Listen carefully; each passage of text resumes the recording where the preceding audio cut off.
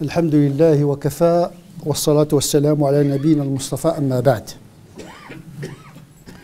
Il y a souvent chez les musulmans une confusion entre deux notions. Le salut dans ce bas monde, qu'on pourrait qualifier de salut terrestre, qui obéit à des lois matérielles, historiques, sociologiques, anthropologiques, qui s'appliquent à toute l'humanité. Abstraction de sa culture, de sa religion. Et puis, il y a un salut céleste qui est fondamentalement individuel. Deux lois pour deux saluts différents. Le salut, je dirais, laïque, matériel, prosaïque, profane, qui consiste à bâtir une société, techniquement parlant, à édifier une civilisation, mais en empruntant les mécanismes de construction de la civilisation. On est dans la technicité de la vie, qui obéit à des lois, lesquelles les lois ont été déposées par le Créateur lui-même. Celui qui emprunte cette voie-là, il peut construire et édifier une société prospère, ou la pérenne, et construire toute une civilisation, ce que les musulmans, à un moment donné de leur histoire, ont pu réussir. Parce qu'ils ont compris les mécanismes de l'histoire. D'une religion, l'islam est devenu une grande civilisation. Mais ils ont compris que le salut dans ce bas monde, c'est par l'exploration du savoir. La philosophie, la médecine. Ils ont développé même un droit positif. Parce que le fiqh, il contient toute une partie rationnelle qui n'a rien à voir avec... puisque la source du fiqh, ce n'est pas uniquement le Coran et le Sunna. C'est l'orf, c'est la culture. Donc, il y a une intégration des lois culturelles, anthropologiques, dans l'élaboration du droit pour édifier une société en équilibre. C'est pourquoi il y avait un droit décentré et décentralisé qui prend en considération la réalité des cultures et des civilisations en place. Ils ont compris que la charia est ouverte sur ce qu'on pourrait appeler la théologie de la réalité ou bien l'épistémologie de la réalité. Regardez la réalité comme elle se présente pour pouvoir composer avec elle. Ça demande une intelligence qui n'a rien à voir avec la piété, parce qu'on peut être pieux et idiot. On peut être pieux et causer le trouble sociétal. L'exemple du kharijisme, Khawarij, était très pieux. Grand pratiquant. Il jeûnait la journée, priait la nuit. Très rigoriste. Mais ils ont fait couler beaucoup d'eau. Beaucoup d'eau. Si au moins ils avaient fait couler de l'eau, ils ont fait couler du sang. Ils ont tué les compagnons, etc. Voilà. La piété, c'est pas une norme.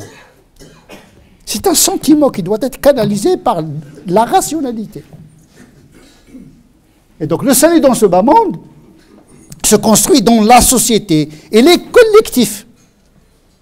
On ne peut pas bâtir un salut dans ce bas monde uniquement avec une logique individualiste. C'est en composant avec l'autre. Chercher le consensus autour de l'accomplissement du bien et éviter la coalition pour accomplir le mal. Donc le bien, il est collectif dans ce bas monde. Et quand on parle de la collectivité, il faut des lois, des normes. Pour la paix, c'est une construction, ça ne vient pas comme ça de manière passive. On ne construit pas une civilisation prospère économiquement, intellectuellement. L'ilm, c'est un moyen de bâtir une civilisation. Et pas l'ilm uniquement de l'interprétation du Coran. C'est l'ilm de l'interprétation du monde également, puisque le Coran lui-même nous demande de comprendre les signes de Dieu déposés dans la nature et dans l'être humain. Wa fi anfusikum. Einstein est un signe de Dieu. Grâce à lui, on sait que le temps est relatif. La relativité d'Einstein et les applications de la mécanique quantique sur notre vie aujourd'hui est considérable. Ces gens-là, ils ont pu comprendre les lois de la physique pour la rendre disponible au service de l'homme. Malheureusement, parfois, on utilise la physique pour construire la bombe atomique aussi. Donc on a besoin de la technique et de l'éthique, une éthique universelle. Donc le salut dans ce bas monde ne se reconstruit pas uniquement entre les musulmans ou bien le musulman avec lui-même. On est engagé dans le monde. C'est comme celui qui, par exemple, qui vit en France, il pense que son bien et son salut dans ce bas monde peut s'accomplir aux dépens de toute la société. On est sur le même bateau. Si le bateau coule, tout le monde va couler. Donc il est dans l'intérêt des musulmans, du musulman et de la musulmane aussi, de participer à l'essor de la société où il vit, parce que son salut dépend du salut de la société. Le musulman souhaite le bien à toute l'humanité. Al-khalqu iyalullah. Et donc il doit contribuer, ce n'est pas quelqu'un qui consomme les droits. Il y a beaucoup de musulmans en Occident qui consomment la civilisation, les revendications, les droits sociaux. Mais à un moment donné, il faut contribuer aussi. C'est notre société, c'est notre civilisation. Nous sommes concernés parce qu'il s'agit de notre salut aussi, en tant que citoyens. Le salut du musulman dans ce bas monde, le salut de la communauté musulmane dans ce bas monde, il dépend du salut terrestre de toute l'humanité. Théologiquement parlant et pragmatiquement parlant. Le musulman qui vit dans une autre perspective que celle-ci, eh bien, il n'aura peut-être ni le salut dans ce bas monde, ni dans le delà, parce qu'il aurait trahi ces valeurs universelles qui l'obligent à être utile pour l'humanité. Khayrukum anfa'akum li ghayri. Le meilleur d'entre vous, c'est celui qui est utile pour les autres. Le prophète un jour a dit à ses compagnons, soutiens ton frère. Viens à son secours. Défends-le. Qu'il soit injuste ou qu'il subisse l'injustice. Un compagnon lui a dit au prophète, je le soutiendrai s'il subit l'injustice. C'est normal. Mais comment le soutenir lorsque lui-même est injuste? Et le prophète de lui dire, de l'empêcher de l'être. C'est ça ton soutien envers lui. C'est-à-dire la justice est une loi qui s'applique sans géométrie religieuse variable aucune. Adilou, c'est une loi, c'est une force qui tient les sociétés en équilibre. Avec soi-même, il faut être juste avec soi-même, avec sa famille. C'est un principe absolu qui s'applique aux musulmans, aux non-musulmans. Il n'y a pas de racisme dans la justice. Il n'y a pas de communautarisme dans la justice, parce qu'il y va du salut de toute la société, de toute l'humanité. Par contre, le salut dans le delà, c'est une affaire purement individuelle. Salut terrestre collectif, salut céleste, que chacun ferait son chemin dans la solitude totale entre lui et son Créateur. Parce que le jour du jugement dernier, nous serons ressuscités individuellement. Pas par communauté, pas par nationalité. Nous devons assumer dans la solitude notre intimité, notre relation avec le divin, parce que nous allons rendre des comptes à Dieu en tant qu'individu.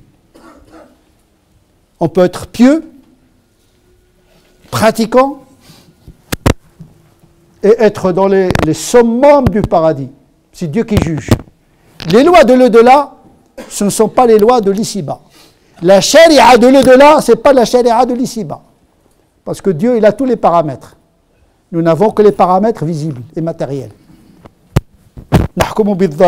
On juge les apparences. C'est comme des lois physiques. Il y a la phénoménologie et l'ontologie de la loi. Même la science aujourd'hui n'a accès qu'à la phénoménologie de la loi. C'est-à-dire les phénomènes tels qu'ils se déploient à l'expérience, à l'observation. à la démonstration. Mais l'ontologie même du phénomène, seul Dieu le sait. C'est la même chose pour le comportement de l'être humain. Comme le comportement de la particule, nous n'en avons que les apparences, eh bien, les comportements des humains, nous n'en avons que les apparences. Seul Dieu connaît les choses en soi. Pour parler un langage de Kant. Le réel, seul Dieu le sait. Le jour du jugement dernier, c'est la charia ontologique, la charia qui va examiner les consciences profondes, individuelles, qui va s'appliquer. Mais dans ce bas monde, il faut respecter les lois qui s'appliquent à tout le monde. On peut être pieux et à la marge de l'histoire. La civilisation obéit à des lois qui ne dépendent pas de la piété, mais vous pouvez être un saint des saints. Mais vous passez inaperçu dans l'histoire. Il y a des gens qui ont compris les mécanismes de l'histoire, ils ne sont pas forcément des saints, mais ils ont compris comment utiliser les lois de la nature pour accéder à la prospérité, pour accéder à la victoire et à la civilisation. Et donc ne confondons pas les lois de la piété et les lois de la gestion de ce bas monde. Même un grand savant, il s'appelle Juwayni, dans son ouvrage Le Rayathi, c'est un ouvrage de la théologie politique. Il dit, si on a un choix pour désigner un souverain qui doit gérer les affaires des gens, on a le choix entre un qutb, c'est ce membre de la sainteté dans la hiérarchie du soufisme. Si on a le choix entre un qutb, un saint, mais qui est faible, qui n'est pas compétent, qui ne connaît pas la politique, qui ne connaît pas l'économie, et on a à côté un fasiq, c'est-à-dire un mauvais musulman, mais il est compétent, on doit choisir celui qui est compétent. Le saint, il est saint pour lui-même, mais il est incapable de gérer la société. Donc les lois de ce bas monde, ce n'est pas les lois de l'au-delà. Et c'est ça, la confusion. Il ne suffit pas d'être pieux pour construire quelque chose dans ce bas monde. Ta piété ne te concerne que toi-même, entre toi et ton Seigneur. Mais construire un monde matériel, il faut avoir la compétence. Et la compétence ne dépend pas de la piété et de la religiosité. C'est pour cette raison qu'il ne faut pas confondre les deux. Beaucoup de musulmans, regardez le monde musulman aujourd'hui. Ce ne sont pas les saints qui manquent, ce n'est pas les prières qui manquent, ce n'est pas les doigts qui manquent. On passe toute la journée à prier. Oh Dieu, donne-nous, oh Dieu. C'est comme que, on dirait, les musulmans, ils prennent le chemin vers Paris et demandent à Dieu pour arriver à Toulouse. Entre nos doigts et nos espérances et nos actes, il y a une différence, c'est-à-dire entre nos prières et nos actions au quotidien, il y a vraiment un rapport schizophrénique. Il n'y a pas une harmonie. Parce qu'on pense qu'avec la prière, on va exceller. C'est comme nos étudiants. Dès que les examens s'approchent, ils remplissent les mosquées. Alors que toute l'année, ils négligent les devoirs, etc. Mais c'est pas comme ça. Hein. C'est pas comme ça que vous allez réussir dans vos examens. La réussite vient par le travail, pas par les prières. Et donc, effectivement, il ne faut pas mélanger ces deux répertoires, le répertoire du salut dans le delà, qui consiste à être pieux, etc., et les lois de ce bas monde, qui sont des lois collectives et des lois qui sont matérielles et qui sont prises en considération d'ailleurs par l'éthique musulmane. Il y a un aspect pragmatique dans l'éthique musulmane. Ce n'est pas uniquement être bon parce qu'il faut être bon, parce qu'il y a une application de l'éthique pour assurer le salut dans ce bas monde, parce que la charia, elle vise également le salut dans ce bas monde. Il ne faut pas croire qu'il faut faire un choix entre le salut dans le delà et le salut dans ce bas monde. Comme s'il faut être à la marge de la société pour être un bon musulman. Non, il faut être au cœur du monde et assumer une part de la pratique de la charia qui n'isole pas le musulman de devenir et de l'essor de la société où il se trouve. نسأل الله عز وجل أن يجعلنا من الذين يستمعون القول فيتبعون أحسنه أولئك الذين هداهم الله وأولئك هم أولو الألباب. اللهم اهدنا فيمن هديت وعافنا فيمن عافيت وتولنا فيمن توليت وبارك لنا فيما أعطيت وقنا واصرف عنا شر ما قضيت.